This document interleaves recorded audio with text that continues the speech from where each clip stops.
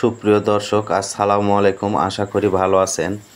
আজ আপনাদের দেখাবো 6 ফিট বাই 3 ফিট একটি বাথরুমে কি পরিমাণ টাইলস খরচ আসবে। তো আসুন এবার হিসাব করা যাক। 3 ফিট বাই 6 ফিট বাথরুমের ওয়ালে 8-12 সাইজের ডিপ ডেকো লাইটে কি পরিমাণ খরচ আসবে।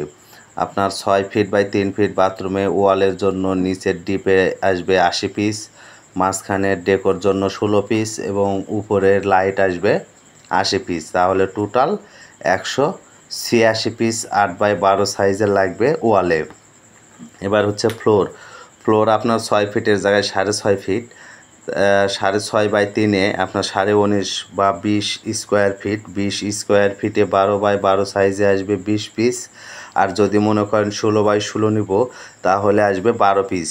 এ পরিমাণ মাল হলে আপনার 6 ফিট বাই 3 ফিট একটি বাথরুম কমপ্লিট হয়ে যাবে। আর এটা হচ্ছে আপনার মির কোম্পানির মাল। এই কোম্পানির মাল দিয়ে টোটাল খরচ আসবে 7,200 টাকা।